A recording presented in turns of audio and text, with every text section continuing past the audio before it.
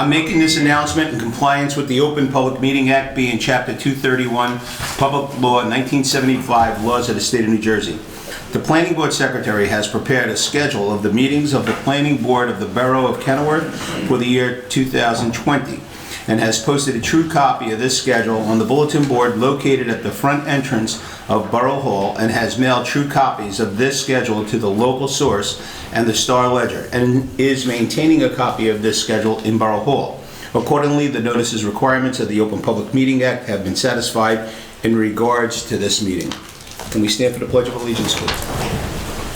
I pledge allegiance to the flag of the United States of America and to the republic for which it stands, one nation, under God, indivisible, with liberty and justice for all. Roll call, please. Mr. Paserno? Here. Mr. David? Here. Mr. Grimaldi? Here. Mr. Mazzio? Here. Mr. Ladowdy? Here. Mr. Colella? Here. Mr. Herbalario? Here. Mr. McMahon? Here. And Mr. Saharchak? Here. Mr. Scuderi? Here. Okay. It's good. Looks like everybody's here. Okay. We have the resolution for the redevelopment study. Lou, do you have that handy? I do. Hopefully all the board members have it or have seen it. I hope this is memorializing the board's decision of last week where we heard Kevin testify, we heard comments from the public. What this resolution does is indicate that we've heard what we had here. We're recommending that the preliminary investigation be approved, and we're sending it to the governing body for consideration, and if they agree with us, then they go ahead and prepare a redevelopment plan and adopt a redevelopment plan, and if they do that, then it comes back to us for the plan. So this is strictly, we voted to send the report to the council. And we agree that the property meets the criteria of the redevelopment statutes. Are you done? That's it. That's it. Okay. Okay, so I guess someone needs to make a motion to approve the resolutions. I'll make a motion to approve the resolution. The motion is made by Mr. Grimaldi and seconded by Second. Mr. Ladowdy. Roll call, please. Mr. Paserno? Yes. Mr. David? Yes. Mr. Grimaldi? Mr. Mazzio? Yes. Mr. Ladowdy? Yes. Mr. Colella? Yes. Mr. Herbalario? Oh, yes. Sorry, Mr. McMahon? Yes. No, you didn't vote on the last one. The hearing, yeah. I have you on this voting. Yeah. Okay, we good? Old business, application number 383, 636 Boulevard, block 86, lot 11. I see Mr. Goodman coming up.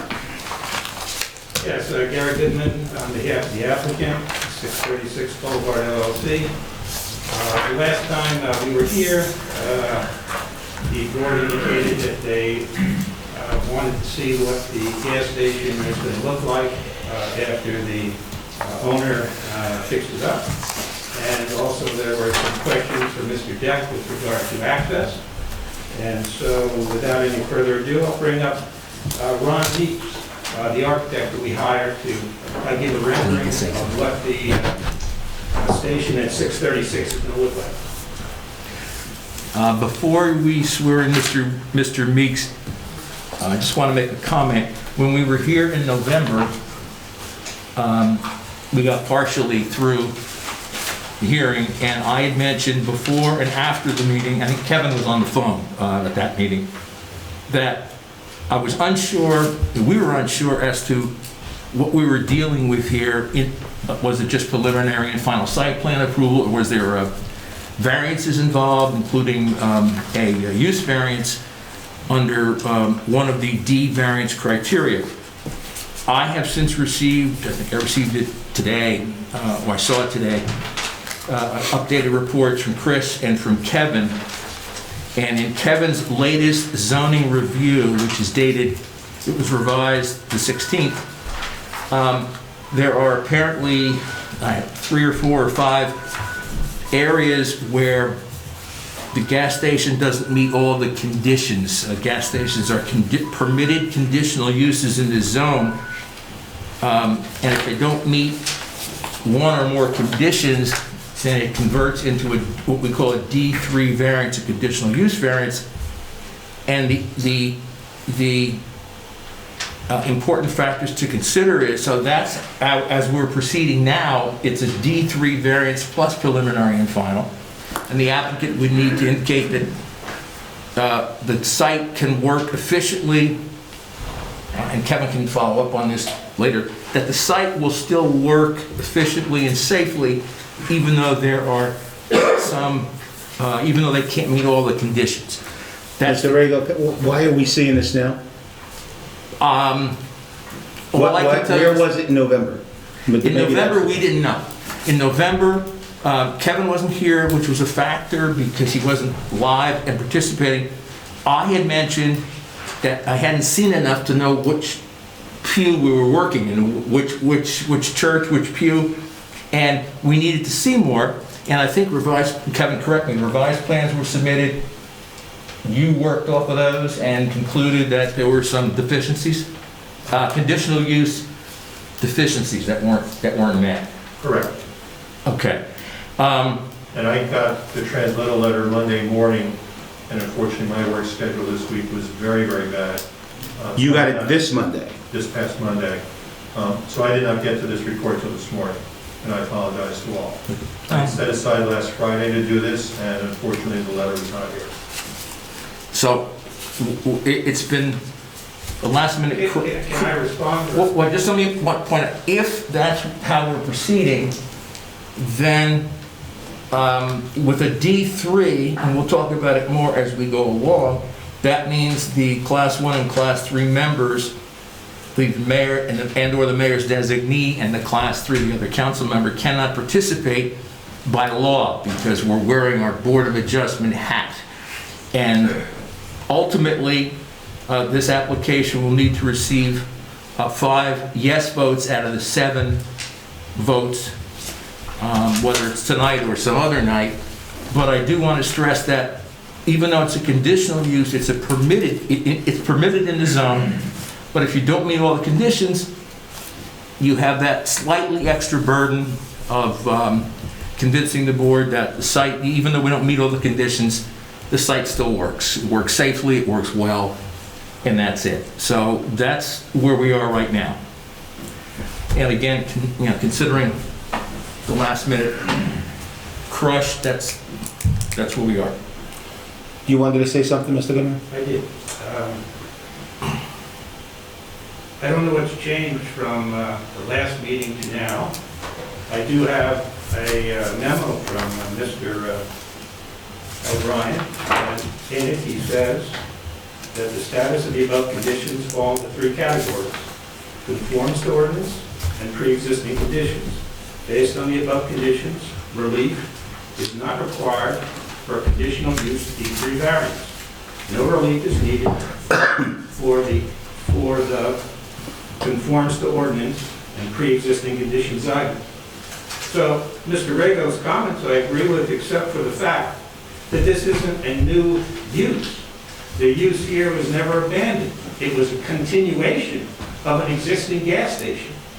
And yes, it would have conditional use if the gentleman just bought a piece of land and decided that he'd like to put a gas station there. He'd have to come and get a D3 variance.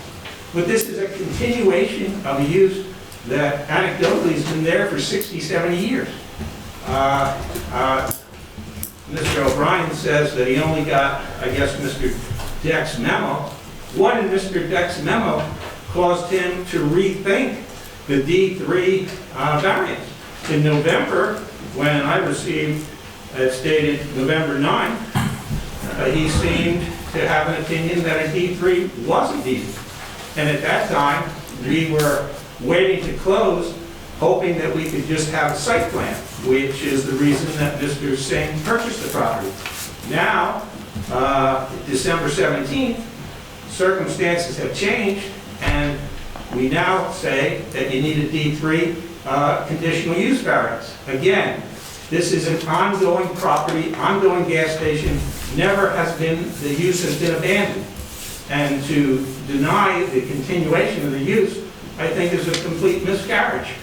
And Mr. Chairman, if I recall at our last meeting, the board was very insistent that they understood that the gas station was going to go there, but since this was a gateway to your community, you wanted to know what it was going to look like.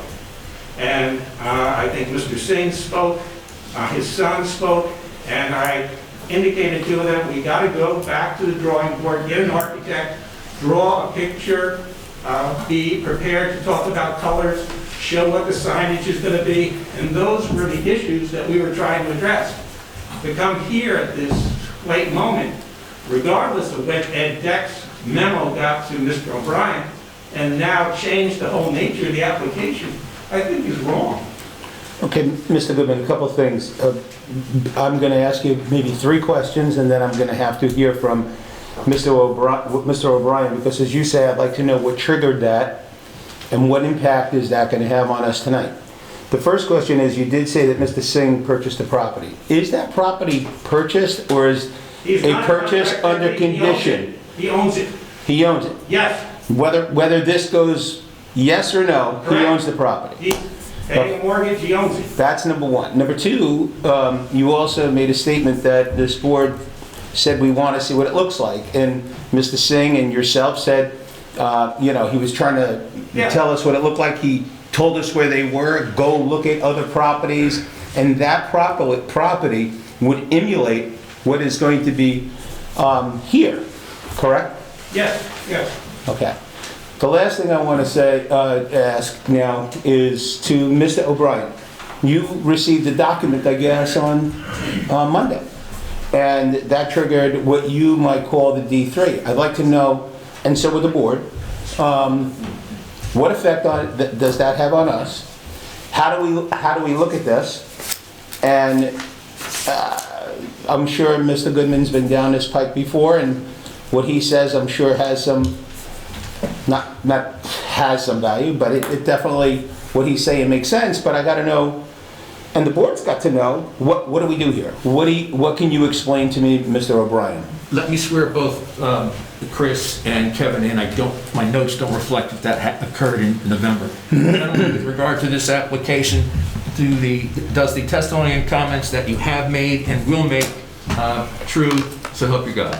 I do. All right, for the record, Christian Cueto is our board engineer. Kevin O'Brien is our planner. Okay. Mr. O'Brien. Thank you, Chairman. Chairman, everybody approaches their workload in different ways, I'm sure. This is a very deadline-driven business in planning and zoning due to the calendar of scheduled hearings. I always mark my calendar for when new paperwork is expected on an application. We had originally expected the new paperwork on this, I believe, on December the 3rd, 2 weeks ago.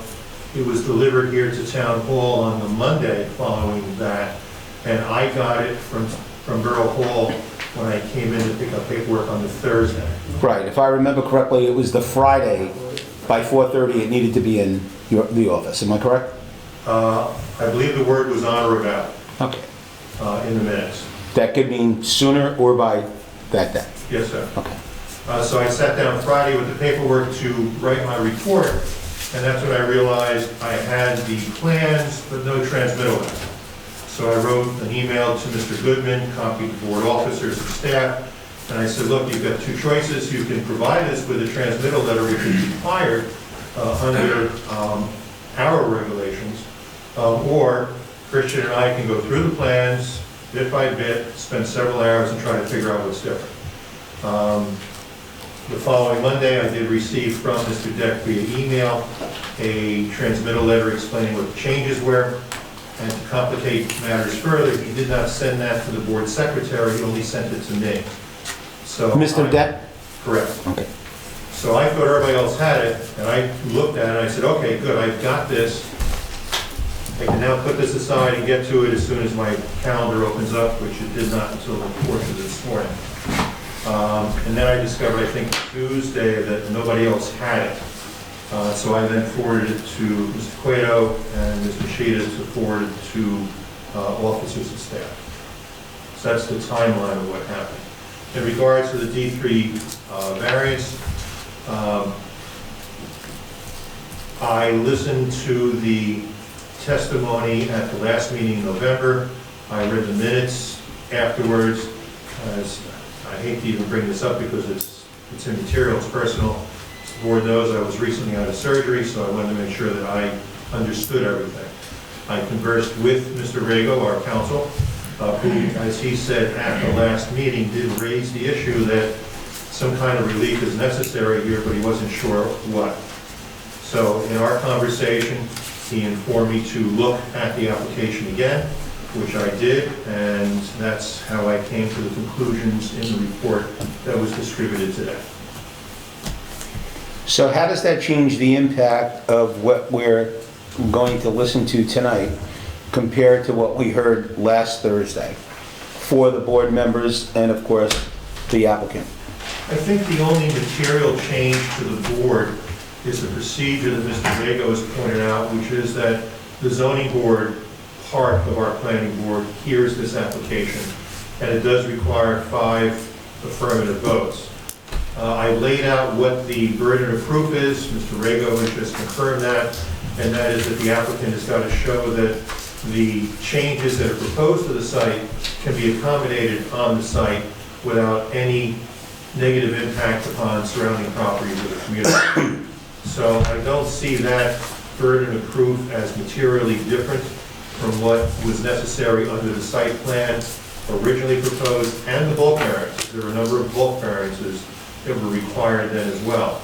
Those are still here. So between the D3 conditional use, a lower burden of proof than a D1, which is a non-conforming use in a zone. That's if you put a gas station in the middle of, 17th Street in a residential area. This is very different from that. A much lighter burden. So I don't see it as materially different from what you anticipated at your last meeting. Well, it's somewhat different because if we proceed as a D3, Mr. Goodman and Mr. Singh is somewhat at a disadvantage because then the Class 1 and the Class 3 don't have a vote, and that reduces the amount of votes that are here, and he needs 5. So if that's the case, if I'm correct, so I think we maybe need to have a roll call, who's here, see how many members we have, and then Mr. Goodman, if that's the case, and there's only 5 members left, or 6 members left, Well, I'm just trying to be fair. I don't want to beat the dead horse here, but last meeting, we had the issue of abandonment. And Let him speak. No, go ahead, Mr. Rago, I'm sorry. okay, so we got into the issue of abandonment. I think there was a member of the board who thought the use had been abandoned, which would trigger the conditional D3 use variance. And I believe that the board voted or took a straw poll. I think, Mr. Rago, you voiced your opinion. I believe Mr. O'Brien was on the phone, and he voiced his opinion. And Mr. Chairman, you voiced your opinion, and it was concluded that there had been no abandonment of the use, that there was an intent to continue, and there wasn't any abandonment by the prior owner, as I discussed in the last application. If Sunoco would have left the tanks and the pumps in, he would have just bought the gas station and changed it to express fuel. And I don't think if that occurred, we would be discussing a conditional use variance.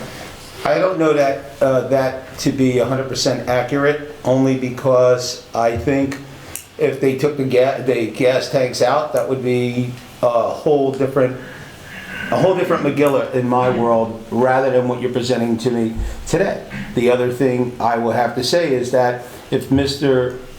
O'Brien received information which added to the testimony that was going on the last meeting, last Thursday, then we as a board also have to look at that as part of what's going on. Yes, Mr. O'Brien.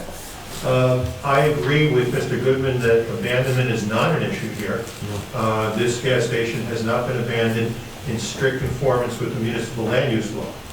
I don't disagree with what you're saying, but he created a scenario, so I created one. I understand that. And I also want to point out that neither of my reports has the word abandonment in them anywhere. Okay, Mr. Rego? These are not based on the premise of abandonment at all. Yeah, this is not a Section 68 application where you're coming in saying we've been there for a million years and we want to continue and we want a certification certifying that it hasn't been discontinued, etc. Abandonment to me is not an issue. This is an application. It's like any other gas station in town. You come in with an application, you want to do certain things. I think you want to add a canopy, you want to fix up the outside, do some plantings. With that, Kevin has to look at it and say, okay, this is an application, forget about abandonment. But they're doing things to the site that are different, they're improving the site, but and then he has to see where it falls short in terms of meeting the conditions. So, And in fact, to me, abandonment is not an issue.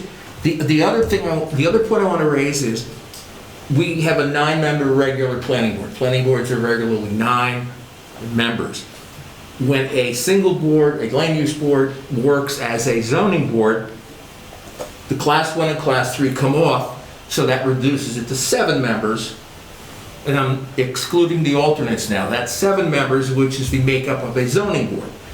So ultimately, whether it's tonight or some other night, we're the 7 regular members, or if they're not all eligible to vote, the first alternate, they would vote on this with the class 1 and class 3 not participating at all. To my point. Now, if this continues and we're looking at it in that perspective, do we have 7 members that can vote to give Mr. Goodman and his application and the client a fair shake on how many people will be here to vote on that?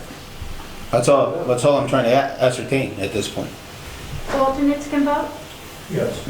An alternate, Yeah. what you should do, Yeah. Kathy, first look at our 9 regular members, see how many of those 9 regular members exclude the class 1 and class 3. So the 7 regular members, see who's here and who's not, and who's eligible to vote. There's six regular members that are here that can vote, besides not counting the alternate. Okay, and then, so if there was a vote tonight, the first alternate would vote if he is eligible. Yeah. So we have that 7th member here? Okay, so there would be, So can we just look at who that is? I have myself, Mr. David. Mr. Grimaldi, Mr. Mazzio, Mr. Ladowdy, Mr. Colella, and Mr. Scuderi is the first alternate number 1. okay. So we exclude class 1, class 3. So if those 7 members are here, have been here, then they're eligible to vote, if there was a vote tonight. Right. So we do have apparently 7, and they would need 5 of the 7. And, but I think, so Gary, I don't think abandonment's not in play. This is a new application for an old building. I And understand what your point is, but I think it's a distinction without a difference. You can rule that it's abandoned and you can't continue, or you can rule that you refuse to grant a D3 conditional variance, and then it functions to basically cancel the use. Does it not? I don't, this is an application. I mean, if the applicant came in and said, I'm gonna leave everything exactly the same, throw some paint on the building, maybe Kevin would have, a different outlook. And I think the board would have a different outlook too. This is for an improvement, which is good. But for that, there are some conditions that you don't comply with that need to be addressed, and they probably could be addressed. And then If I the board, follow your logic, sir, you're saying if the applicant came in and threw some paint on the building, perhaps this would not trigger such an inquiry. The upgrading of the building is done, number 1, because he wants to have a good image here in Kenilworth, and number 2, because you, Kenilworth, want to see a good, nice building there. So if what you're saying, the logical conclusion is that by complying with your wishes, we've gotten ourselves into a D3 conditional use variance, and that obviously wasn't our intent. I mean, as the chairman asked, this is not a contract vendee who just goes back to the seller and say, hey, you know, I'm going to need another couple months. This is somebody who's continuing to put out money, and he's a small businessman. I think he's done everything in his power to try and comply with what you asked. Mr. O'Brien basically says that he was ill, his time schedule, I understand all those things, but nothing has changed between November 10th and December 17th. Nothing has changed. It's the same application we were here before. And at that time, we had the sense that the gas station was good. You wanted to see what it's going to look like. We're here to tell you what it's going to look like. We're here to answer your question. So let me make a recommendation to the board that we proceed tonight, just to be safe and legal, with the exclusion of Class 1 and Class 3 participating. I know Mr. Deck revised some plans. The board would want to see those. You have an architect. I think the board would want to hear it. Let's proceed and see where we are, and maybe Mr. Deck and/or your architect could address the conditional, the conditions that you don't meet, and let's see where we wind up. So that's your recommendation, but I want to just express that if we're going ahead where Class 1 and Class 3 are not able to vote or give an opinion, we're basically listening to a D3 application. We are. So is that the road we're going down? Because there's no reason why these members can't vote if it goes the other way. We're going, I'm looking at Kevin's memo, recent report, which is a product of more digging and more drilling down. And tonight, we are dealing with a D3 variance with a preliminary and final site plan approval, and I think there's some basic C variances that are always been there. Gentlemen, you gotta stop the murmur because we can't hear in the back. So, all I want to say before you do that, I value that Class 1 and Class 3's vote, and if they are going to be asked not to vote on this application, then we're going to hear it as a D3. There's no going back and forth. We're hearing it as a D3, and they cannot participate. Yes, Mr. Gormaldi. I would just ask two things. One, is classifying it differently, does that change what we needed to do as far as notification? No. No, my guess is there was a catch-all that... Actually, Mr. Goodman did notice for the D3 conditional use variance. Oh, And okay. number two, I think the board has shown that we're trying to do everything for this potential project as we're here for a special meeting. And I think we understand he's a small businessman and he's going to work with us and we're going to work with them. And as to what you said, I think we should just proceed in this fashion. It's I don't have a D3. problem proceeding, but I want to know what I'm hearing. D3. That's it. Site plan approval, and Is that how you'd like to proceed, Mr. Gormaldi? It's the only thing on the menu. We have specials. I think it'll be to your life. I think I call it wrong meats. Okay. Whew.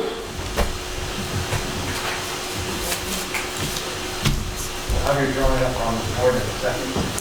Right here. I think that's this machine. Sir, you need to give us your name, spell your last name for the record, and give us your credentials, please. let me swear him in. Okay, you can Just swear. raise your right hand first, please. With regard to this application, do you swear that the testimony you're about to give shall be the truth? I do. Thank you. And then you can follow the chairman's lead. And I'm also going to ask you to speak loudly and clearly because I can't hear nothing with these men. My name is Ronald Meeks, that's M-E-E-K-S. Want to give me your credentials, huh? I always enjoy giving my credentials. I have a 5-year Bachelor of Architecture degree from Syracuse University. I'm a registered architect in New Jersey, New York, Connecticut, and Pennsylvania. All those licenses are current. I'm a licensed planner in New Jersey, but not tonight. I have over 35 years' experience working for architectural firms, real estate developers, and in the hotel and rent-a-car industry. Mr. Chairman, I Mr. worked with Mr. Meeks. Mr. Meeks, thank you. That's Well known as- okay. I'm fine with that, especially that's orange from Syracuse. Is it when they had a good football team? 636 Boulevard LLC to consult on architecture design. Yes, I was. And could you tell the board what you and the owner have decided on colors and signage and materials, etc.? Okay. What you see in the upper right-hand corner is the front of the building that fronts on Kenilworth Boulevard. And everything there is existing with the exception of the colors and the signage. The red, white, and blue are the same as our flag. The building itself is an off-white towards the gray spectrum. I do have a color sample of that with me.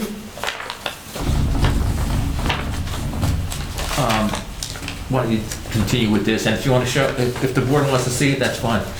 We should mark that, I think it's A1. No, A1 was a photo rendering. We are A2. And what can we call this, Mr. Meeks, the proposed color? Color sample Color sample, for the body of the building. okay? Moving down towards the middle of the page, you see the elevations of the building and the canopy from Michigan Avenue. Everything on the building is existing. The canopy is new. And it also displays the colors that we're looking for. Moving down further towards the bottom of the page is the canopy on the left and the freestanding sign on the right.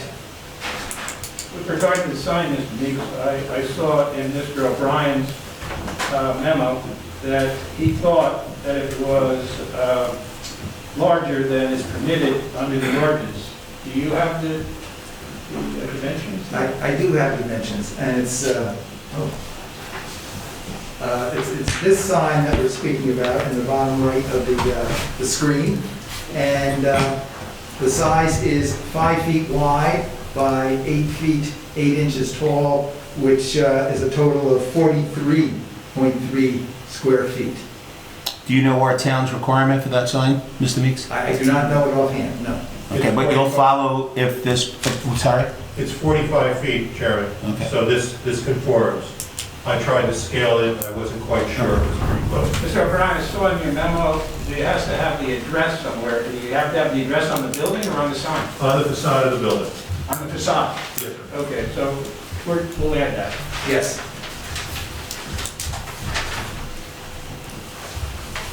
Would you like it on both the sides? Yes, please.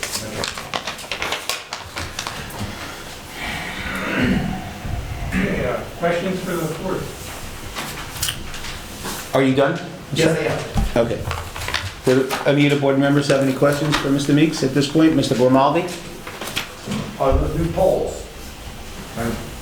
For the, I'm sorry. but yes, they are new. And so the others, the existing will be abandoned, and these will take their place. Correct. And so originally in that corner, I believe there was a pole for a lot light and a sign. So we're going to just take the one sign pole down, and replace it with this, and leave the existing for a light. Yes, yes. Okay. So that's going to be eliminated, you're saying? The original. The original sign post is going to be taken down and replaced with a new one. Okay. And I'm assuming that we're going to see that on Mr. Deck's flag. Does the deck indicate the affirmative? That's it. So you made, I'm sorry, any other board members would like to ask any questions to Mr. Meeks?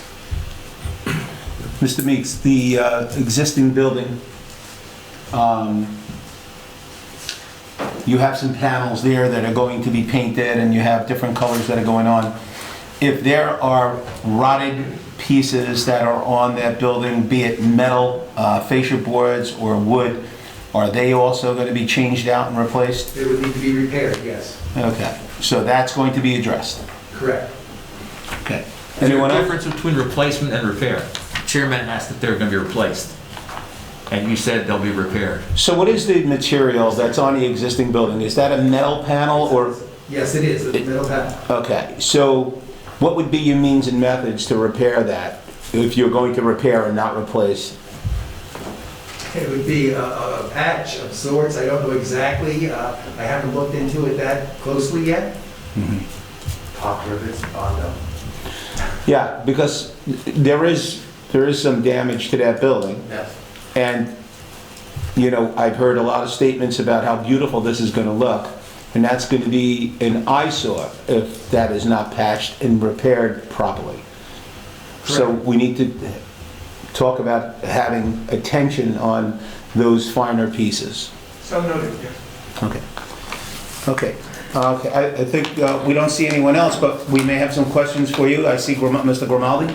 And we're not getting into the construction document of this at all, but obviously whatever achievable ADA upgrades to this building can be done, will be done just to meet the code of, as he's taking the building over, correct? Correct. That is correct. That's what I'm hearing? Yes. Okay. All right.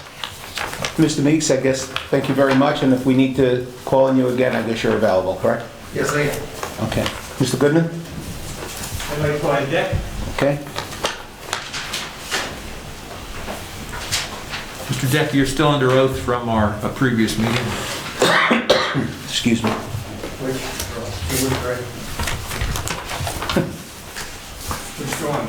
Two.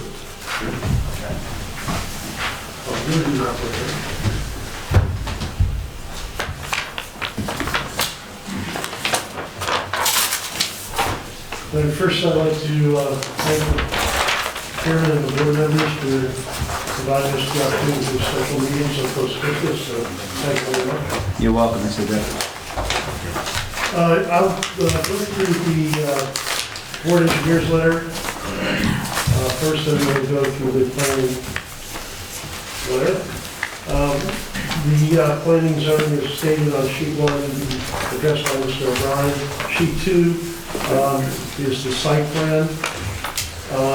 I will go to the comments that are bold and address those. So number 2 is the tanks are being removed, so further agreement will be provided by the permits to the site. The owner will provide those permits that are required either by state and whatever regulatory agencies in charge of the approvals for that, besides the township permits. Again, the bold on number 3, we are still proposing only 2 employees to be working with the site. We did, upon the board's recommendation, increase the number of parking. Even though they're tandem, we do have 11 spaces now, whereas we had 10, which required variance. Now we're eliminating the number of parking space variance. No longer needed. We have the 11 that's required.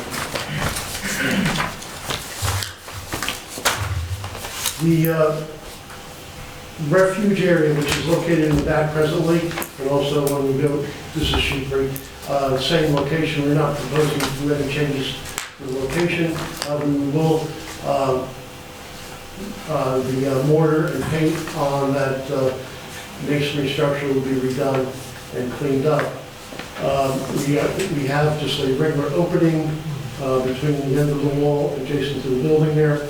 That'll be the access point. Refuge will be picked up by a private hauler and at off hours, and they will have accessibility to that area where we show parking in front of it. There will be no cars there for the time of pickup. Mr. Deck, last you were here, I think we spoke at length about this refuge container, but that's going to be basically for, let's call it household garbage, like lunches and things like that. That's not going to be the place that houses the rims, the brake pads and stuff like that? Or That's absolutely correct. None of that type of material will be. Okay. They'll be kept inside until they are picked up. Okay, so that's a different hauling out from, I want to use the term household garbage. regular domestic type cars, is correct. Okay. I will ask if this is if this is approved, that would be a condition, a very strong one. Okay, Okay? yes, we agree to that. And there's, as far as the, I guess we'll address the site location of that. I referenced to Michigan Avenue with the planner's report, so I'll just continue on with the engineer's report. That was number 4. Number 5, we did revise that handicap spot at the front right corner of the building. We made that into we didn't increase the number of handicap stalls, but as according to ADA regulations, we need to provide at least one van accessible. So that is now shown on the plan. The item number 6, I believe, is a typo. It should be the applicant has revised site plan and reduced the northernmost existing driveway along Michigan, which is correct.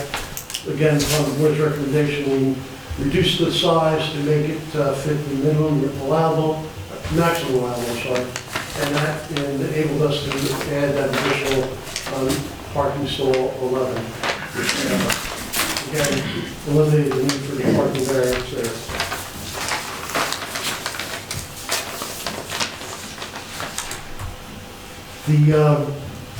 Also, the turning movements have been provided on sheet 3. As you can see, I am proposing that the tanker truck, and this is for the truck itself that will service the gas station and provide them with the fuel into their tanks. Car turning radiuses are not necessary because those are, they would be able to enter a 24-foot wide driveway without any obstruction. So what you see there is I'm proposing that the tanker truck would, again, the tanker truck is going to be arranged with the owner of the gas station, specific hours that they would be there. They would not be there during the mid-afternoon or midday. It would be either early hours of the operation or very late in the operation. So would the well, maybe that's a question for Mr. Singh, but I'll ask the question, maybe you know. When the tanker truck is delivering gas, because it's going to occupy most of that corner, will other cars be able to come in and get gas, or will that be shut down at that point? And having all of that jockeying going on? Right. I would say that depending on the time, which we would definitely specify it would be either early morning or late night, the truck would be able to, again, the turning radius shows the truck has access into the site, he would have to back up. And that was always the intent of what I was proposing, is that he wouldn't just be sitting there in front. He'd be able to enter the site and then manipulate his way through maybe a few K-turns and back up into and alongside where he could connect the hoses. So the stations could still function, but again, at those early and late hours, they wouldn't be experiencing the big volume. I may, Mr. Deck, with respect, ask Mr. Singh that same question, only because with the truck there, the line of sight is going to be compromised going down Michigan Avenue and or coming the other way. But we could get to that when Mr. Singh comes up. Right, and again, the line of sight won't be affected because those turning patterns show how it would enter the site, but then he would be backing up alongside those tanks, so he would be further back from the intersection, he would be out of the line of sight. So point to where the tanks are, if you could, Mr. Grimaldi, that's you, right? Yeah. Okay. So the tanks are there, so the tanker truck, once it gets into the site, he's going to be parallel, he'll back up, but he'll be parallel to that. That's correct. So Michigan Avenue is parallel to the tanker truck. That's correct. The line of sight is compromised. From where? From a car coming in and or out. But he would be back along, he would be back. He'd be back on Michigan Avenue. That truck is what, 43 feet? At least 50. Okay. Yeah, without the cab. So There you go. we'll take a look. We'll take a look at that further. Okay. Okay. But I believe he'd be able to, I've actually seen them there a number of times. And it also would come down to when we talk to Mr. Singh, how long that truck is there if it's a 15-minute operation or if it's an hour and a half. I really don't know, but we'll ask this question. Okay, thank you. Thank you, Mr. Dick. Yes, we had stated last month that we would repave the site.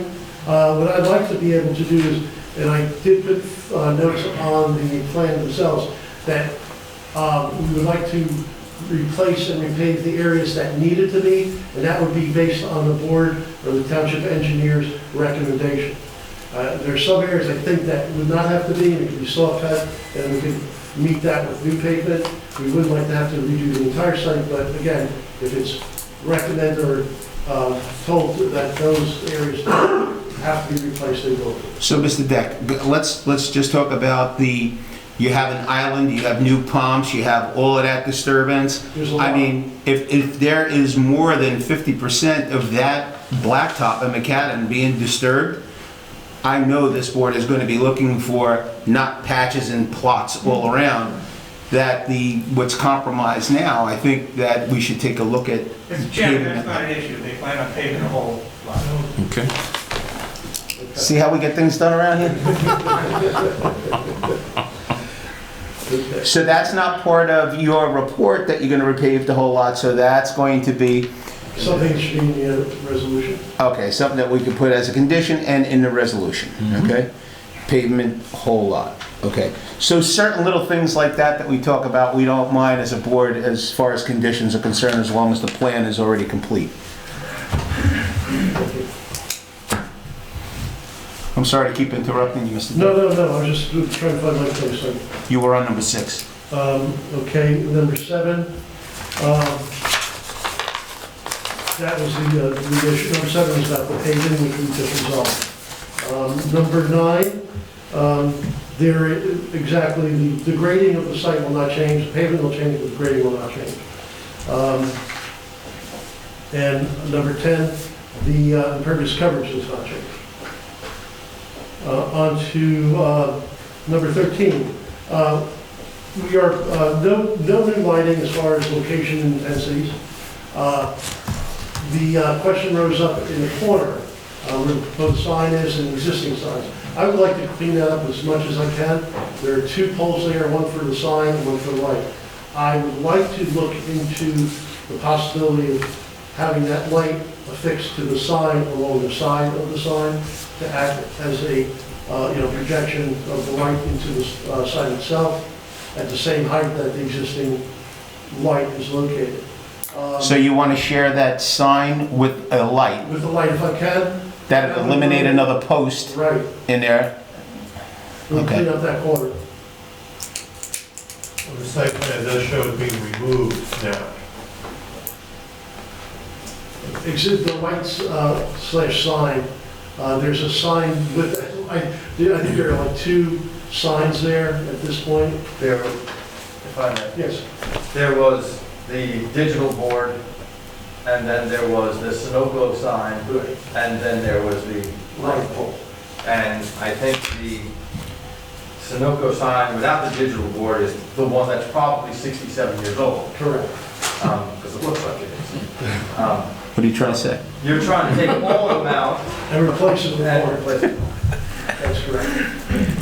That would be, So that corner is going to be ripped out, cleaned up. We're not going to see any poles of any kind, but you want to put a sign up there and you want to try to share the pole to eliminate another footing, another pole, another something else to hit on the way out, especially during snow. Okay, what else you got? What kind of, if I may, what kind of light will that be, Mr. Deck? we would use the same intensity and type of, well, maybe not the type of light, because now, of course, lights are all changing out LEDs, but we would certainly need the same intensity. We wouldn't, it wouldn't be any more of a high intensity than what's there now.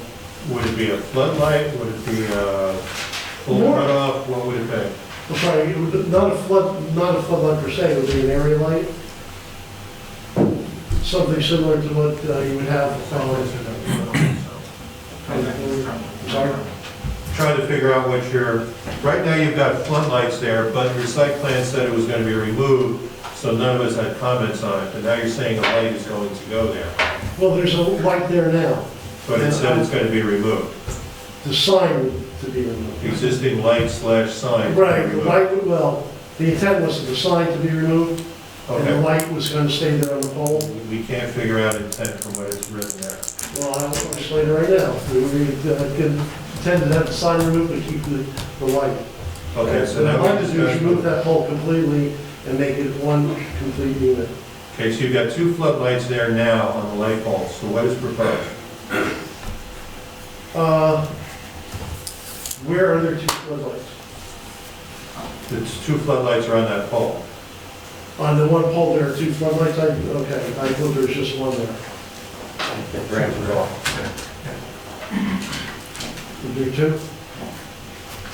I think the board would be happy, and I think the engineer, please correct me, would be happy with something that complies with a dark sky conditions and is only facing down and would be LED similar to the canopy. But you said there was no new lights. There are new lights. There's 4 new lights in the canopy at least. There, I explained that in the last testimony we got lights. Yes. So the canopy kind of stands alone with its light and its structure, but we're now talking about this portion of the project, right? Right, what I'm trying to do is maintain the same amount of light that's there now. Not increase it and not reduce it. I wonder if you really even need a light there. I mean, this intersection is lit up like Starlight 17, if you remember the movie.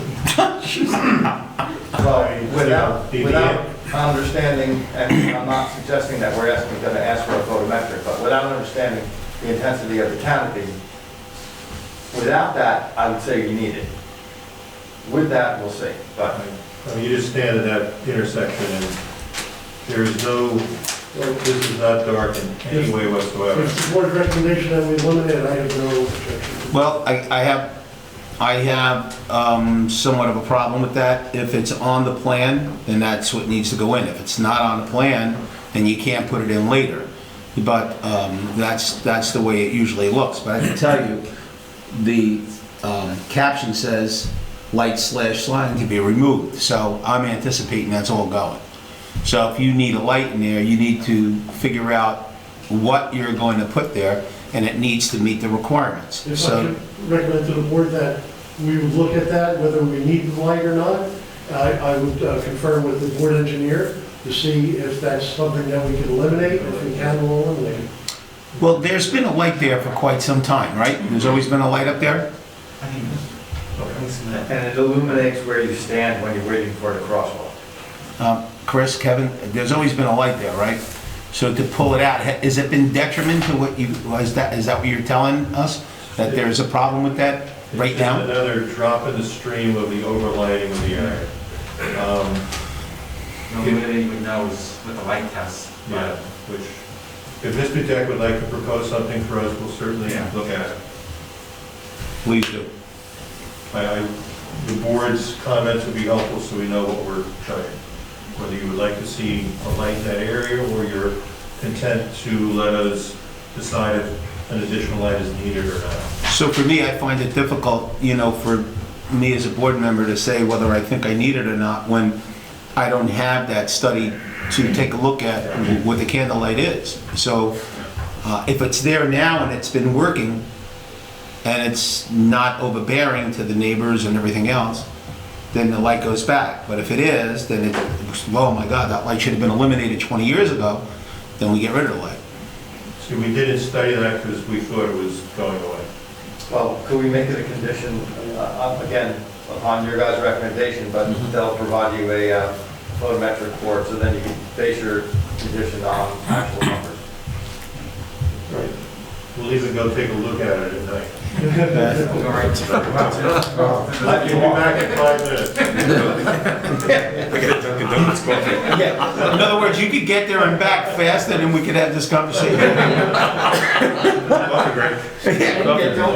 All right, let's try that.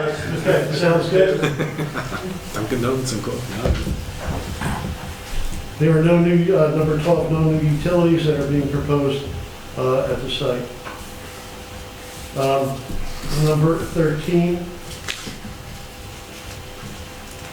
that's a statement that's correct. We are not proposing any lighting vegetation to share with the residential lots behind us.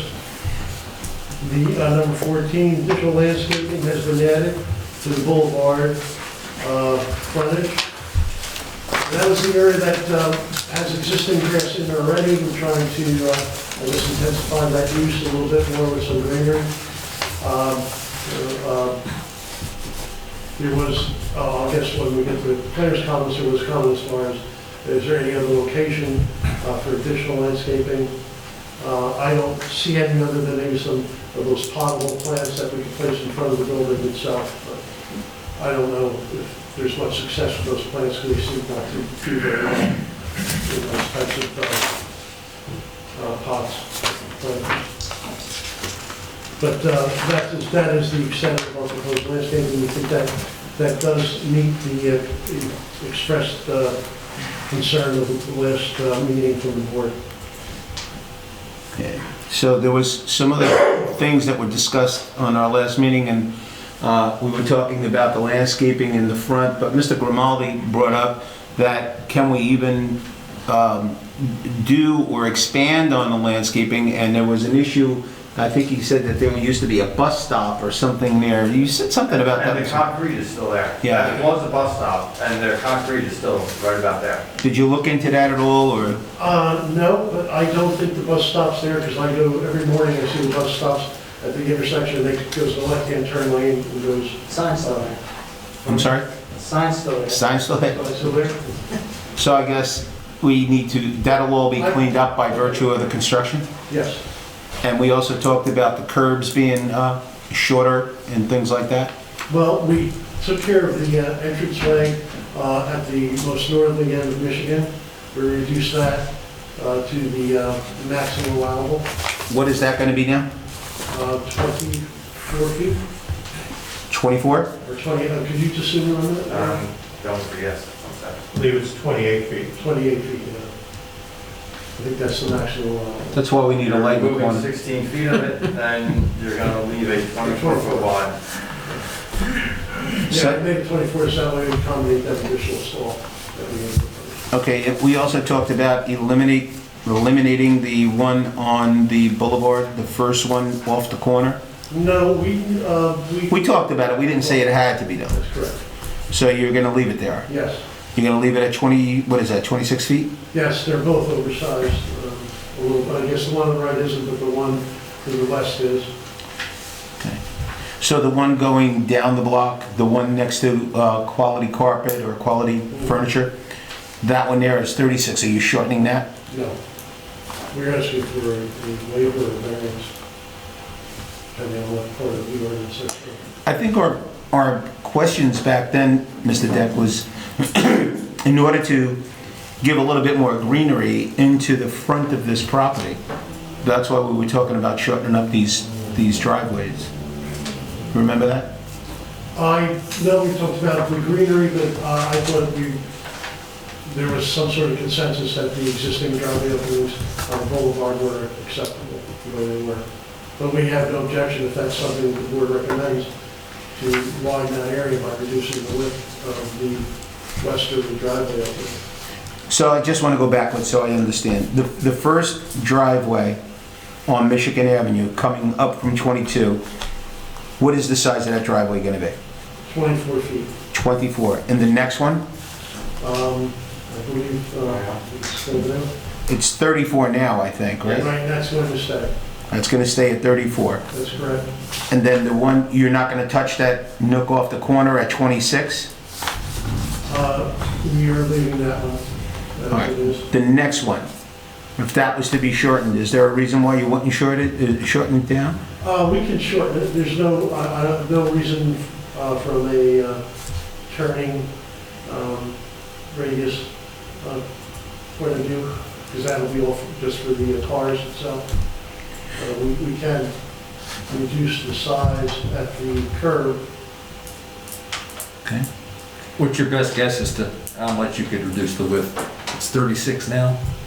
Just so I can Yeah, have something on paper. I'd like to, I guess we can reduce it 6 feet to make it 30.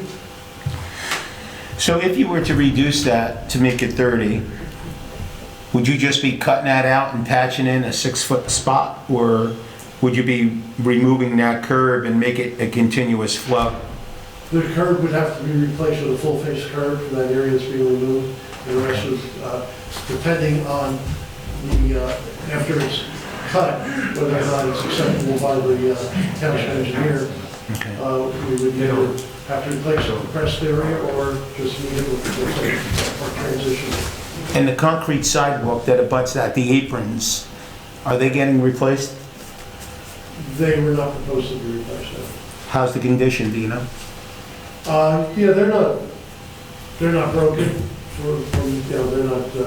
but they're, been there for quite a while. So all 4 approaches on the aprons, they're in good condition, they're not cracked, they're not broke? To say they're not cracked, I'd have to do a closer inspection.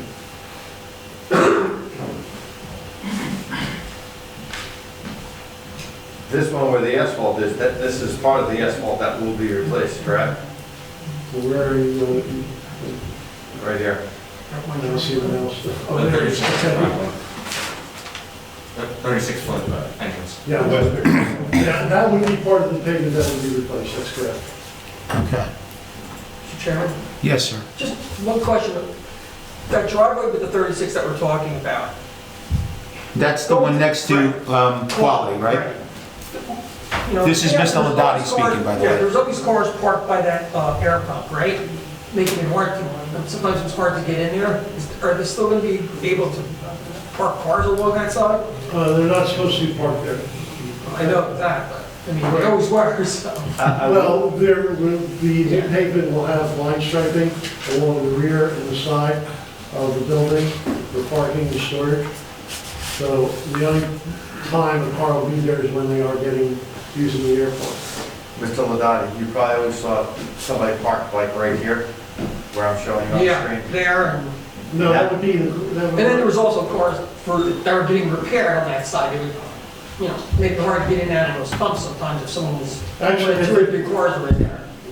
that area that you were just pointing to, that's, the curb actually starts to go in where the angle parking begins. So it's really, Excuse me. parking. I was gonna say, the one car that you said like always parked in front, that was the owner of this building, Right. and they're no longer with us right now, so. So that's got to be kept clear. Yeah, it's a, That's an accessible route right there. So you would consider taking it down to 28, you said? 30. Oh, 30?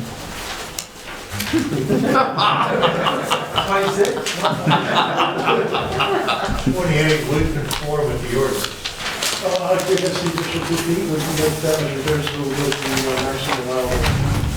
28. Okay, so we could go 28 there. These are just some of the things that I'm talking about. I don't know what my board is thinking, I'm just asking questions, but... A lot of these comments were addressed or at least discussed last month, so. Okay. And then with the additional grass, would additional plantings be placed in that area? Sure, wherever the grass is, we will have, additional landscaping. Thank you. Okay. Anyone else have any questions for Mr. Deck, Mr. Grimaldi? I'm gonna continue with your statement. If you're gonna clean all this up and we're gonna end up with one sign here in the corner, That's the intent, yes. then why don't we put a little planting bed right underneath it? That'll work.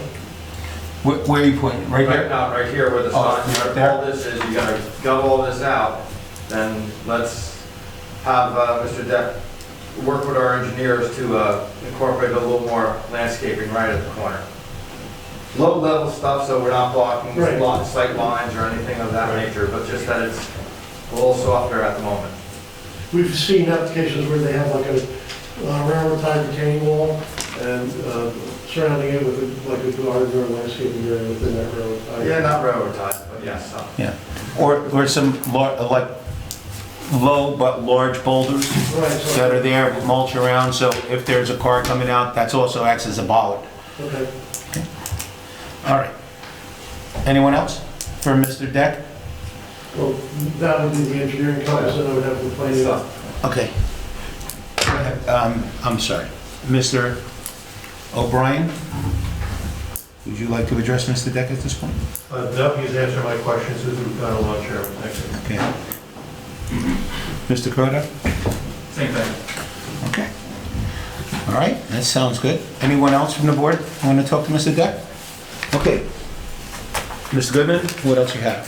I'd like to call Mr. Singh. Mr. Singh? Mr. Deck was about to address the planning letter. Oh, is that what he said? I thought he said he was done. I'm so sorry. I couldn't hear him. I thought Mr. O'Brien, well, a lot of these issues are in Mr. O'Brien's letter. Okay.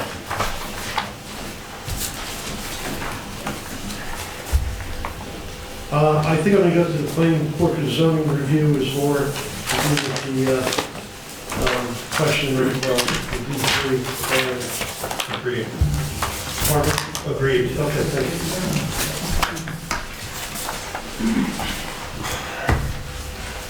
Page 2, number 3, item 4, that's been addressed. Number 5, the only question I had there over was the southern driveway opening on Michigan and whether it was really necessary, because somebody coming south on Michigan would use the first one, the northern, and anyone who would attempt to make a left from Michigan into that first driveway would be insane, and would probably be better off making a left at the light and then entering from the boulevard. So my question was, in your opinion, is that first driveway or the southern driveway actually needed? I think it is. I think it provides a lot more of a better circulation pattern. But what I would suggest is that I would make that a right turn only. Movement there. What page do you want? Which driveway is this? The one on Michigan closest to the intersection. Bottom of page 2, item 5. What report are we on? We're on the planning report by version 2. Yeah, page 2, item 5, and top of page 3. This is missing pages. If you go to the sheet number 3. What we got, I don't know. Sorry. I have it on my iPhone. It would be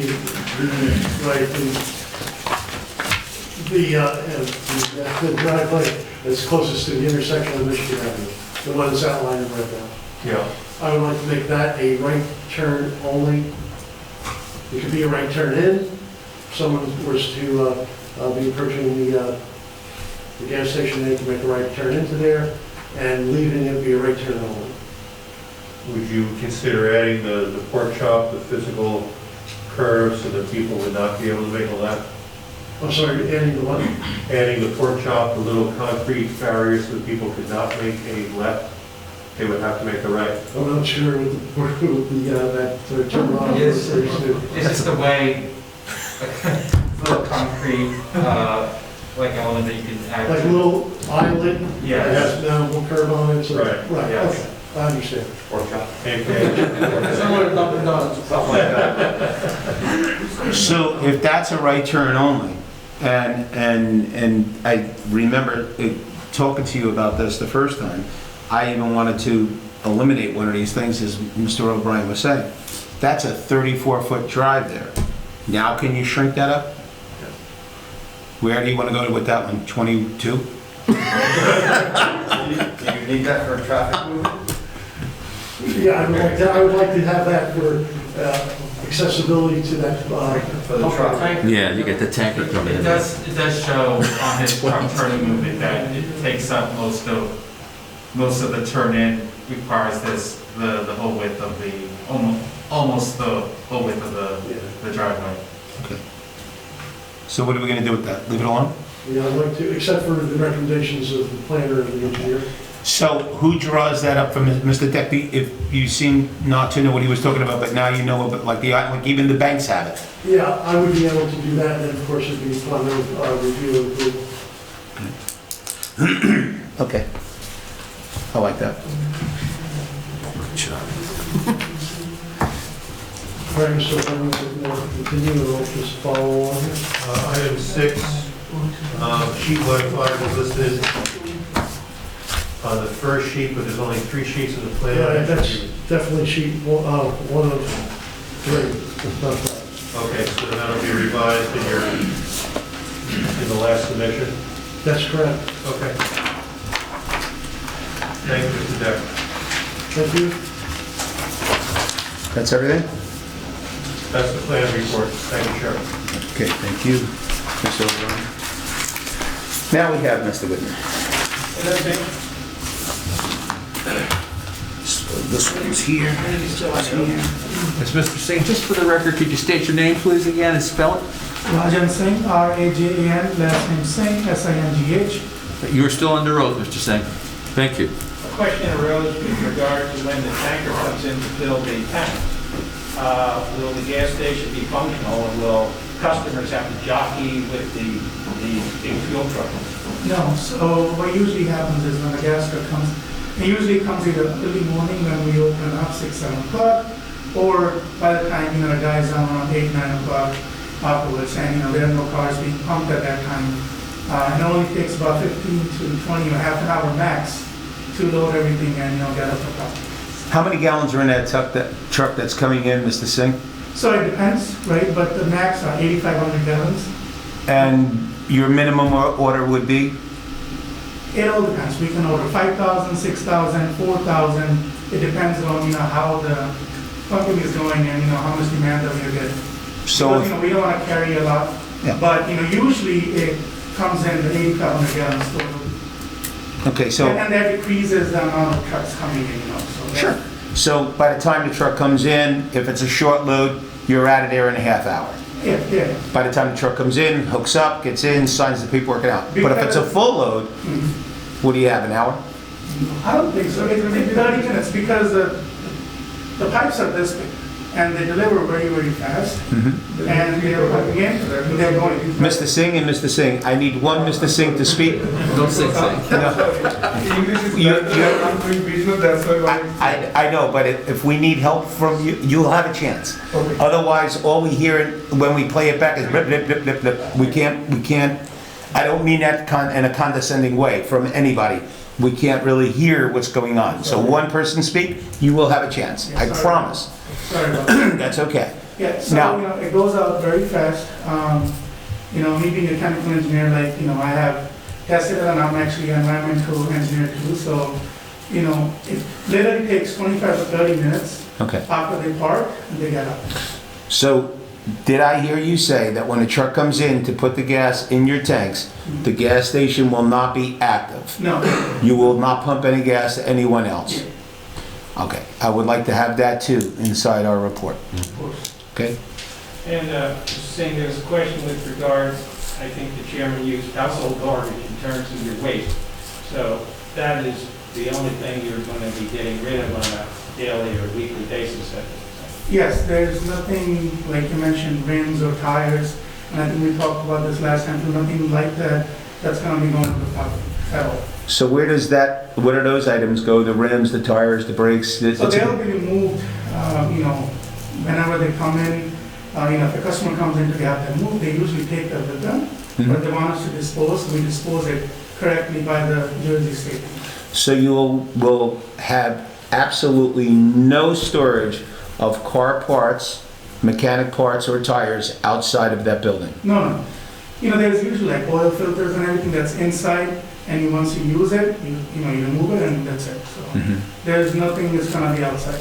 We also talked about tire display and all that kind of stuff. None of that. No. Okay. We do understand that during the winter that you have de-icer and things like that, maybe on an island. We talked about that. So we like to keep our station very clean, and so everybody wants to come in and use and go and keep it to the maximum space as we can use it. And I have that ADSD thing where I want to keep everything clean and all that. So Mr. Singh, I took your advice and went down to look at your other gas stations. And I'm not going to say that they didn't have the red, white, and blue sign, but what you're telling me here today, that everything is in order, that's not what I saw. And which one are you referring to, sir? Which one is in Springfield or Hillside? Which one is that? Hillside? Is that? But the one Mr. Singh over there told me the address of. lease on my property. Yeah, so mountain side, we actually lease the property, it's not. So I don't want to spend a lot of money to, So mountain side is actually, we lease the property, we don't own it. So we just rent the gas station and the mechanic shop and everything is owned by a different renter. So it's not under us to control that. If you have seen our space, there's just a little booth in the middle and that's it. You won't see any other things over there. Mr. Singh, I can't stress enough, either can this board, that you are right in the heartbeat of our town. And everything you do, everybody's going to say. Sir, I have worked, when I used to go to Union County College, I was going for my engineering, I worked here for, I think, a year and a half, around 2009 and 10. And, you know, I have worked at this property, you know, I've been here, and I understand, you know, this is, and, you know, we lived in Roosevelt Park in Cranford. And I have actually, one of my best friends lives on Newark Avenue right here. So, you know, and they used to own this gas station. Okay. That's right here in Mexico. The other thing, okay, the other thing that we discussed the last time you were here was the landscaping, and someone said something about a year maintenance, and I said, I think I'd like to look at it like a 5-year maintenance program. You remember that? Mr. Goodman, I think you remember that, right? Okay, so that's something that you're gonna adhere to. You're gonna have this place looking like the day you purchased it and the day you went in there. Yes. And even after the 5 years, you're gonna have it nice. This is actually his baby, so he's gonna keep it very nice. He always does that. All right. All right, Mr. O'Brien. Thank you, Chairman. Regarding the dumpster then, since only household garbage is going to be put in there, do you need a dumpster of that size?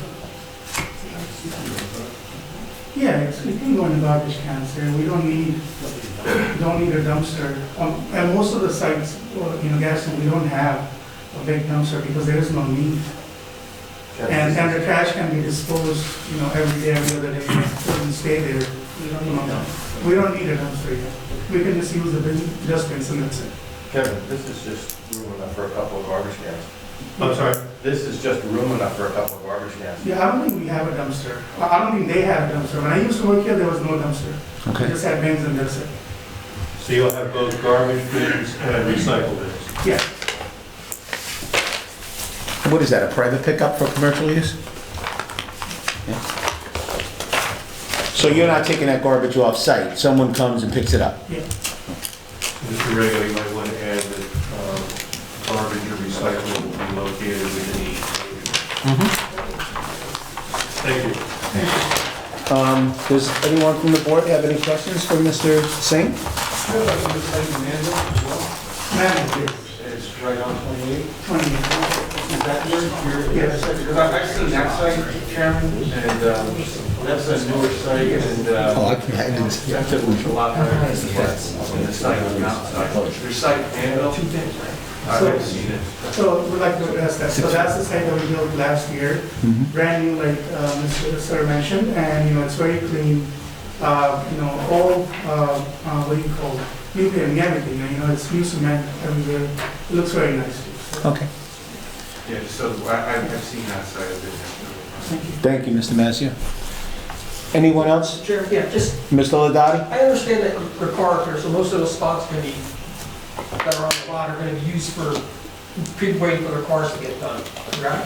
I mean, there's not gonna be any like abandoned cars there or cars for sale or anything like that? No. Going on there?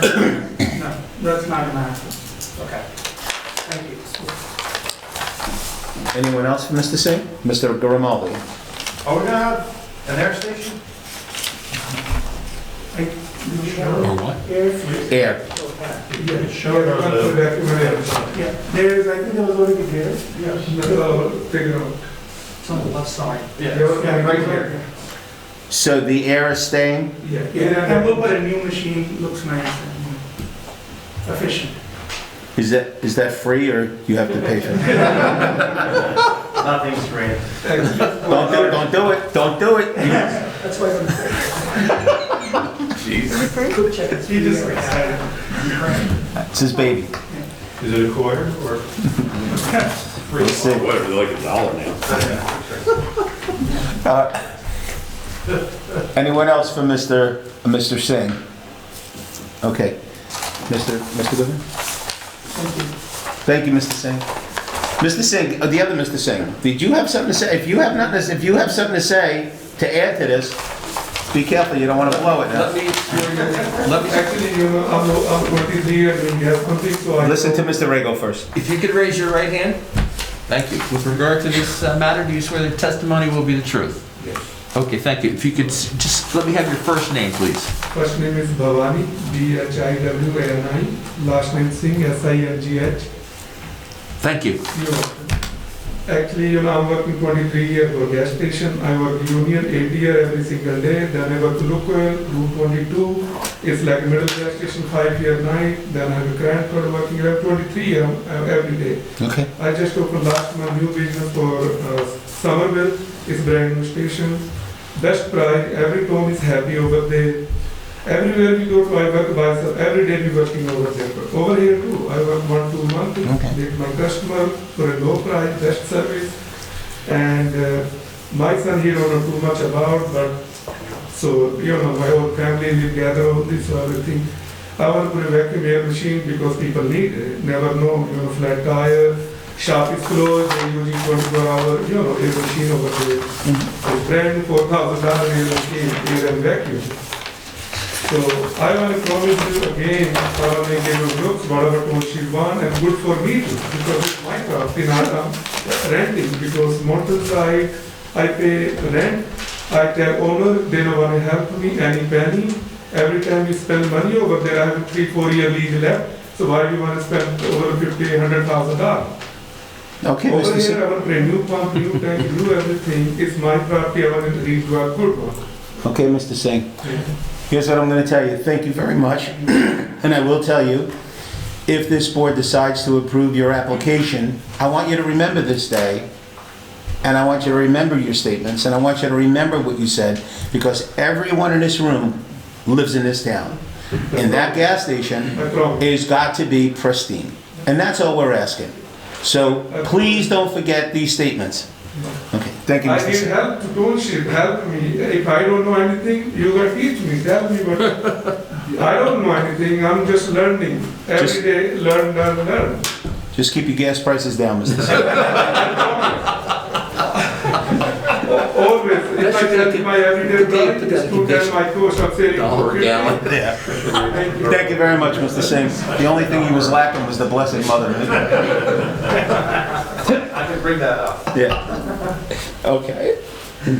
Mr. Goodman. Okay, so as we're proceeding with a D3 here, I just would ask the board to take into account the fact that we have a limited site. There are variances that are required due to the extraordinary and exceptional size of the property. With regard to the negative criteria, again, I would ask the board to consider the fact that this has been a gas station for, I'm told, some 60-odd years, and I don't think it continuing to be a gas station will negatively impact on the surrounding properties or the intent of your zoning. I will say that my client has committed to doing what has been asked of him, and I guess the proof will be in the pudding to see what he creates here. But he has committed to creating a nice, aesthetically pleasing gas station, and I think that is a service that the community will benefit from. So with that, I leave you to your deliberation, and I was remiss in not thanking you earlier for accommodating us on this special meeting. Thank you. Thank you, Mr. Goodman. Okay, anyone have any questions for anyone that was up here before us tonight, including our professionals? Okay, see, yes, sir. I do have one question. This might be for like one of the engineers. The short entrance on the boulevard, where the sign's going to be, is that one light? Is that only in, or is that exit as well? Who are you asking this to? Oh, Mr. Deck. I think the question is this entrance here. He wants to know if it is a one-way or two-way. Is that correct? Is that what you said? Right now, there's no information as to whether it's an ingress egress. I can see, matter of fact, now looking at it, It'd probably be much better just to be like a one-way in, not any exit on that point there. Right, so the only reason I mention it is because after 7 o'clock, we're able to make that right-hand turn. That's correct. And if somebody's making an exit from that, they're gonna be right on top of it. That's a good That's just point. my 2 cents. That's a good point. So what are we talking about now? On that drive? Making that a one-way in. The easterly exit on the boulevard, entrance on the boulevard to be only ingress. Right, okay. Now, with that one, do we need a porterhouse steak or another pork chop? Lobster. Stay in the year. Steaks are always better. Mr. Ladot? Yeah, if you come into the boulevard heading towards the parkway, you come in to the gas station that way, right? Yes. So you're facing towards, you're getting gas, but you're facing the parkway, right? So now if I want to go back into Kenilworth where I live, I have to come out Michigan Avenue again and then make the right at the light, and then that's what we're proposing, right? Yes. Or go around. Or turn, you can't turn around that place, so. Well, you can, but it's better than just to go out on Michigan. Just saying. I mean, I've done that maneuver It hundreds makes of it times. safer if you control the signs anyway. Okay. Okay. Anyone else? Okay. So if there's no other questions, can someone make a motion here to open this to the public? I make a motion to open the meeting to the public for the hearing. Motion made by Mr. David, seconded by Mr. Scuderi. Scuderi. All in favor? All right. Anyone from the public wishing to speak? Seeing none? Jesus. I make a motion to close the public portion of the hearing. Motion made by Mr. David, seconded by Mr. Scuderi. All in favor? All right. Okay. Gentlemen, you heard everything that was before us. Is there any discussion that we need to have at this point? I think we've exhausted this. I would also, I mean, I took some notes, but Lou has 2 legal pads full of things that we discussed. So rather than me reiterate them, I think we need to come to a decision on whether to approve or deny. So, Mr. Rego, if you could read the, let's call it the conditions at this point, because that's what they are, and then we could have someone make a motion with those conditions, so you don't have to repeat them again, because he's got them. Right, again, this is a D3 preliminary final site plan with variances. These are the conditions that I have between first meeting and this meeting, and what I'm going to do is ask, after this meeting, I'm going to ask Kevin to, maybe we'll exchange notes in the event the board approves this, just so make sure we lock them all in. Going back to last meeting, the tandem parking is going to be used for employees only. New pavement for the entire site. No outdoor storage, displays, tires, etc., etc. The width of Michigan Avenue, we've heard tonight, will be reduced down to 28? No. 24 feet. No auto body work. Replace the curbs where needed pursuant to the engineer.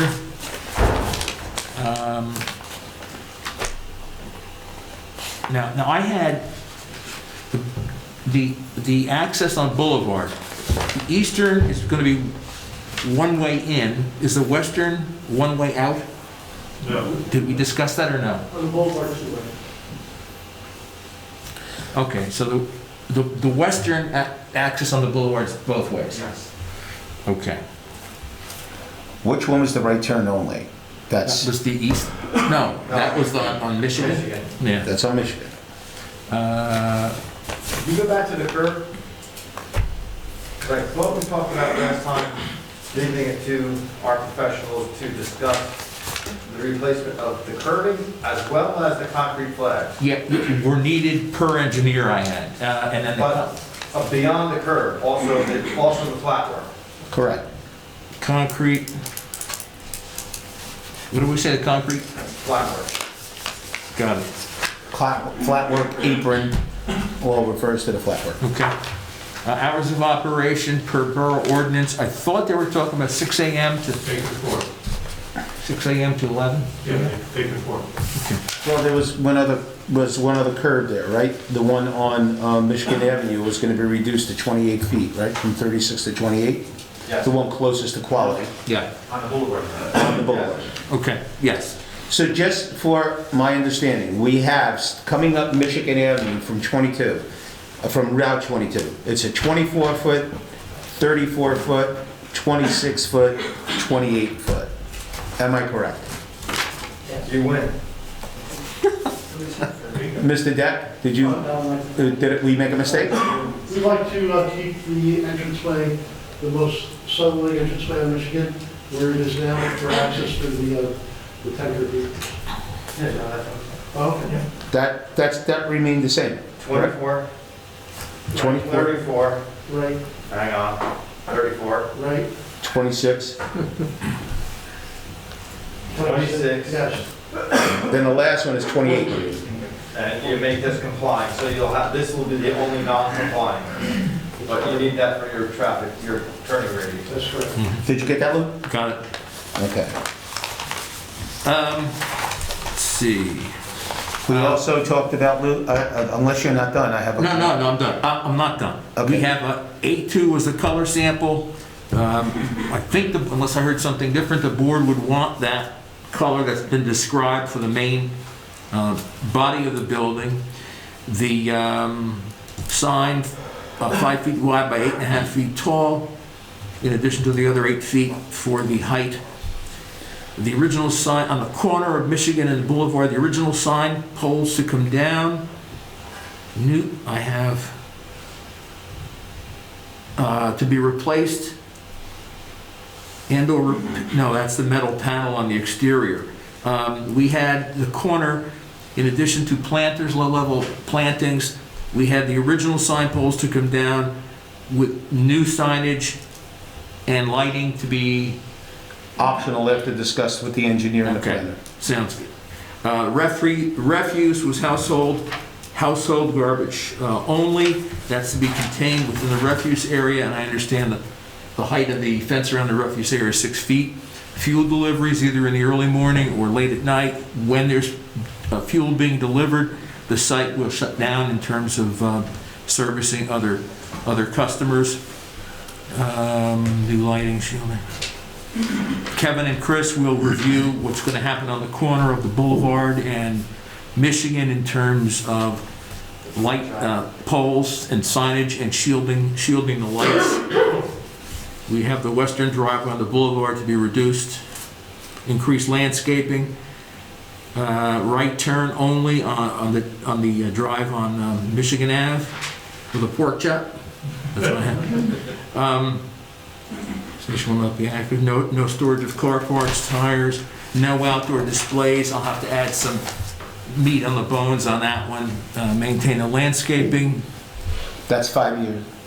Well, yeah, well, if they own it, they're gonna have to maintain it. Well, there was a 1 year replacement and things like that was stated in the first go-around. Okay. But I asked to make sure that they are replenished if they're dying or whatever for 5 years straight, and then they'll carry it on after that. But Mr. Singh said there'll be no problem. Okay. No abandoned cars, no cars for sale on the site. Eastern Drive on the Boulevard, only ingress. I may have missed something. That's what I have, and again, I would ask Kevin over the next couple of days to put together. You've got it, we'll get together. I would like to hear from Mr. Ladati. You mentioned like a metal panel repair. Should it be all repairs on the building, or will be completed, or it's basically what you said, cover outside building repairs? I understood them to say that the metal panels would be replaced or repaired. I wasn't sure on that. I mean, the chairman said, what if there's a bad piece up there? What would happen to it? Would you cut it out and put it in?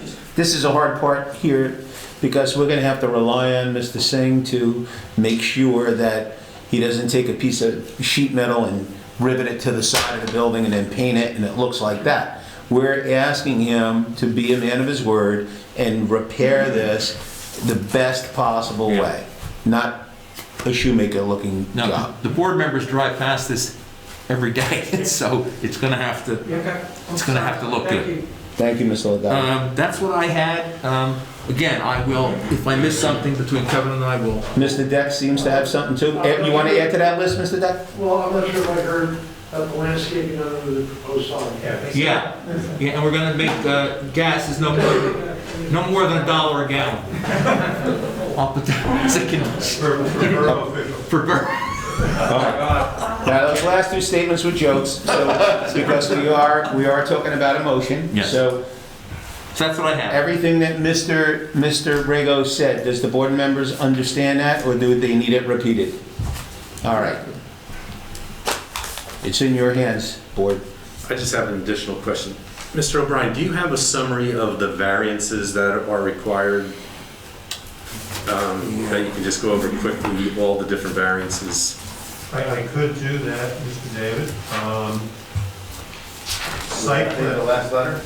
yeah, it's in my last letter dated. Yeah, I mean, I read it earlier today, but the Yeah. copy that we have now, it's missing pages, so. Is this a zoning review, Jim?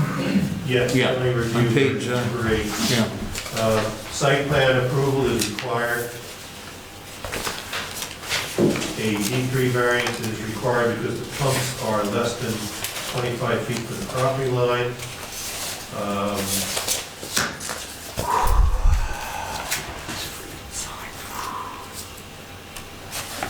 No loading area is proposed and that it's not delineated. However, a tanker truck is shown on the plan. So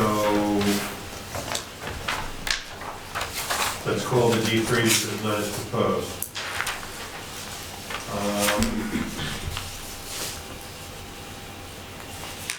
6 feet of planting is required against the residential, 10 feet is required, so that's a D3.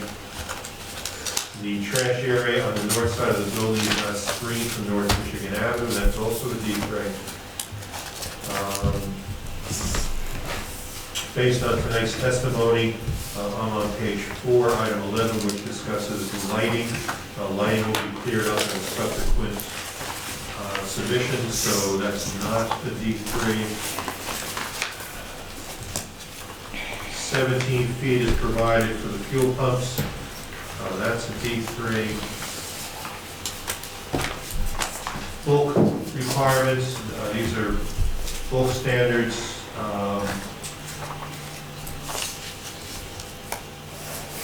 I did not receive an answer on, corner lot has 2 side yards, each of which has a 0-foot setback, except on a residential zone where 5-foot setback is required.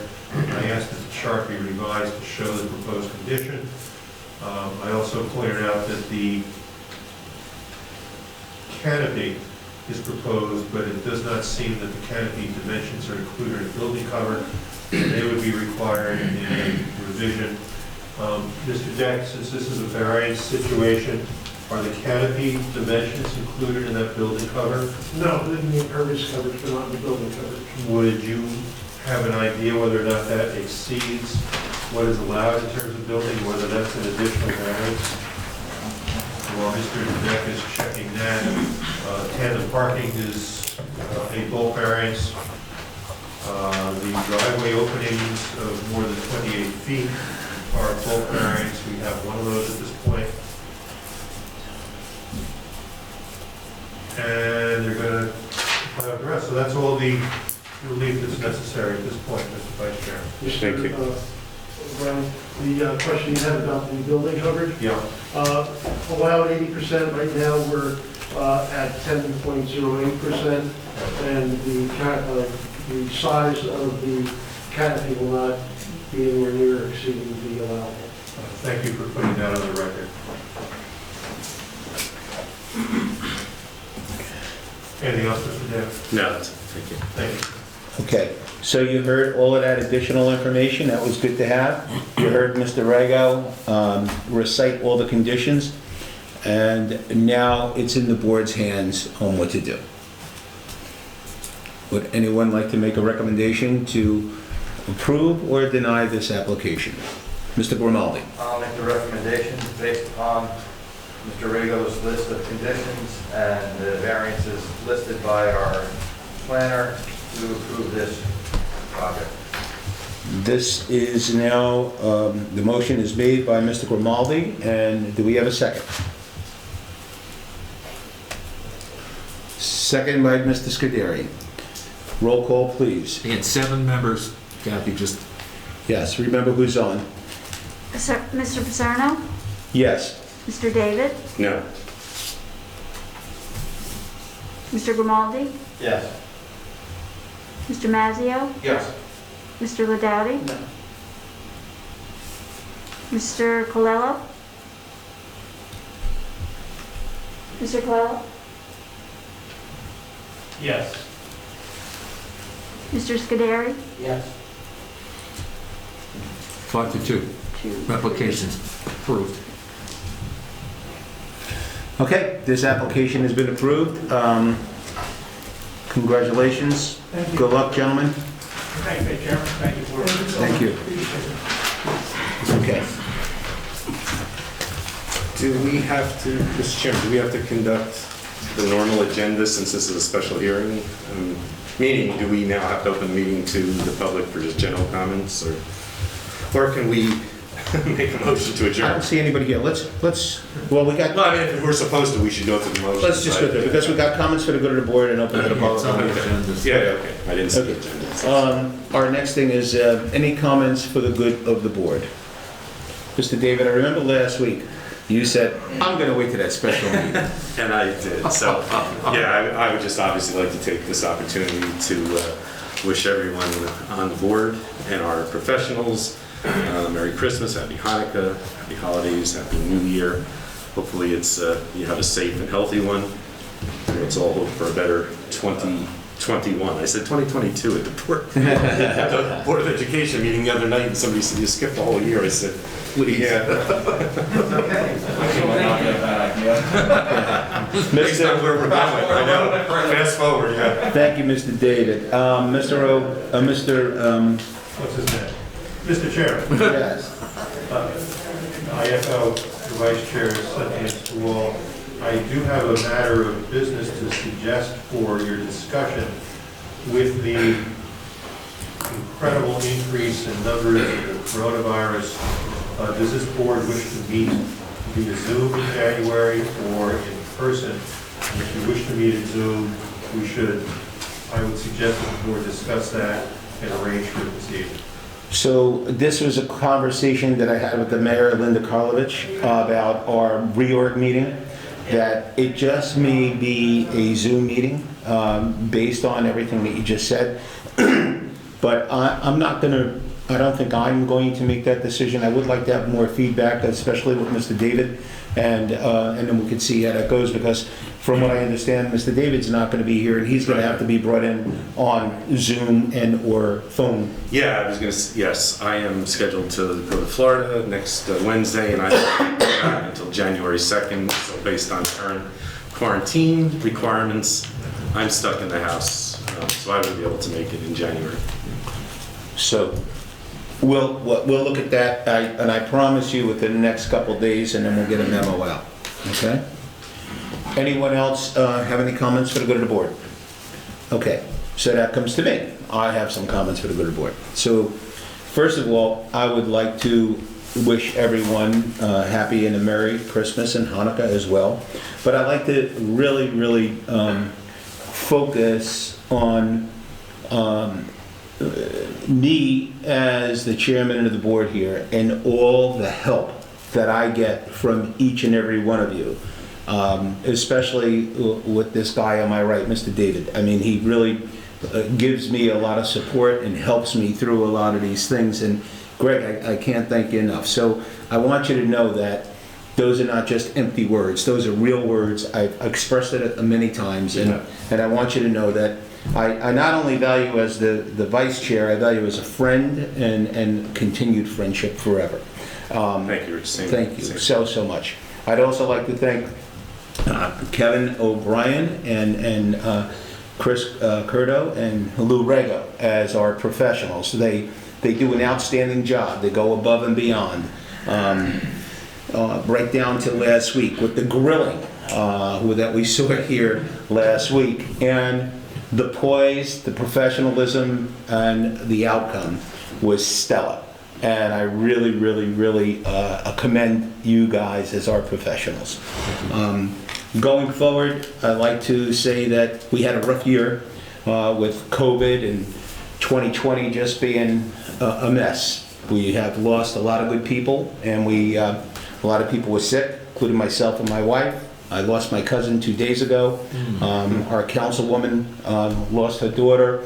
And these things are scars that don't heal. So for this holiday, if you could just say a prayer and let people know you love them, even with a mask on, and pay it forward. I leave you with that. I wish you all a Merry Christmas. I want to make a special, special thank you to our board secretary, Kathy, who does an outstanding job, is always right there for us. This place don't function without her. And so, Kathy, you're outstanding.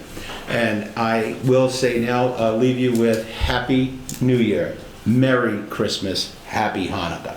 And any other holiday that you may observe, I'm down with that. All right? So, Thank you. thank you. Okay. Someone want to? I make a motion to open the meeting to the public.